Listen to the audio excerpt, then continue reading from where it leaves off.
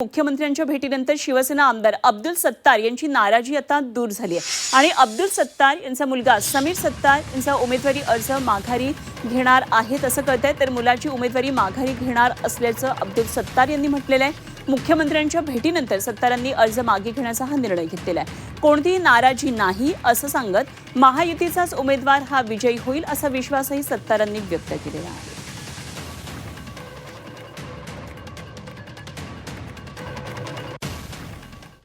पूर्ण व्यथा, पूर्ण माझ्या जे काही अडीअडचणी होत्या, जे मित्रपक्ष म्हणून ज्या काही दोघांमध्ये जे वादविवाद होते ते संपवण्याचा सन्माननीय मुख्यमंत्री महोदयांनी ज्या वेळेस दोघांनाही निर्देश देण्याचा उपमुख्यमंत्री देऊ लागले, मुख्यमंत्री देऊ लागले।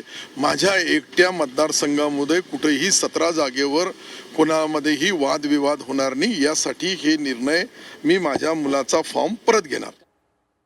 तर अब्दुल सत्तार यांची प्रतिक्रिया आणि या संदर्भात आणखी सविस्तर तपशील जाणून घेऊया। आमचे प्रतिनिधी विशाल करोळे सध्या आपल्याबरोबर थेट संभाजीनगरमधून जोडले गेलेत। विशाल, अब्दुल सत्तारांची प्रतिक्रिया ऐकली, मुलाचा उमेदवारी अर्ज आता मागे घेणार आहेत, आता कशा प्रकारे गणित नेमकं तिकडे दिसतंय?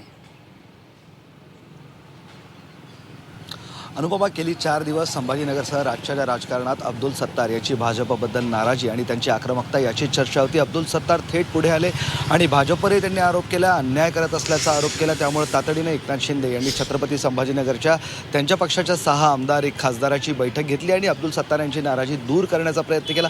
सोबतच महायुतीत आपल्याला लढायचं आहे, त्यामुळे एकमेकांमध्येच रस्सीखेच नको अशा पद्धतीची भूमिका एकनाथ शिंदे यांनी मांडली होती। एकनाथ शिंदे यांच्या बैठकीनंतर अब्दुल सत्तार यांची मुख्यमंत्र्यांसोबत भेट झाली आणि तिथं आता त्यांची समजूत काढण्यात आलेली आहे। त्यानुसार काल रात्री उशिरा अब्दुल सत्तार यांनी त्यांचा मुलगा समीर सत्तार हा अर्ज परत घेणार अशा पद्धतीची घोषणा केली आहे। आज सकाळी 11 ते 12 वाजे दरम्यान तो अर्ज परत घेणार आहे। त्यामुळे छत्रपती संभाजीनगरचा आतापर्यंत कठीण वाटत असलेला हा पेपर पूर्णतः सोपा झालेला आहे। आता महाविकास आघाडी विरुद्ध महायुती अशी थेट लढत असेल। अब्दुल सत्तार आणि त्यांच्या सर्व सहकाऱ्यांनी भाजपला मदत करण्याचं आश्वासन दिलं आहे, त्यामुळे भाजप निश्चितपणे या जागेवर सरशी करेल यात शंका नाही। मात्र एक गोष्ट यात महत्त्वाची म्हणावं लागेल की या माध्यमातून शिवसेना आणि भाजपमध्ये असलेली अंतर्गत धुसफूस आता पुढे आलेली आहे। महापालिकेत आपण ही धुसफूस पाहिली, जिल्हा परिषदेमध्ये आपण ही धुसफूस पाहिली आणि आता विधान परिषद निवडणुकीमध्ये सुद्धा ही धुसफूस पाहिली आणि काहीच दिवसात आता छत्रपती संभाजीनगरमध्ये मध्यवर्ती बँकांच्या निवडणुका आहे। असं सांगितलं जातं की मध्यवर्ती बँकाच्या निवडणुकी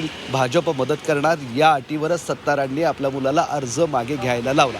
ठीक आहे की सध्या ही चर्चा आहे, मात्र येणाऱ्या या निवडणुकीत सुद्धा आता शिवसेना भाजप आमने सामने दिसेल आणि त्यात आता नव्यानं काही वाद होतात का हे पाहणं महत्त्वाचं ठरणार आहे। तुर्तास विधान परिषदेसाठीचं सत्तारांचं बंड आता शमलं असं आपल्याला म्हणावं लागेल। अगदी सत्तारांचं बंड आता थंड झालं असलं तरी देखील पुढच्या निवडणुकांमध्ये याचे काही वेगळे परिणाम दिसत आहेत का हे बघणं सुद्धा तितकंच औत्सुक्याचं ठरणार आहे। विशाल, धन्यवाद दिलेल्या सगळ्या सविस्तर माहितीसाठी। विशाल करोळे आमचे प्रतिनिधी आपल्याबरोबर होते।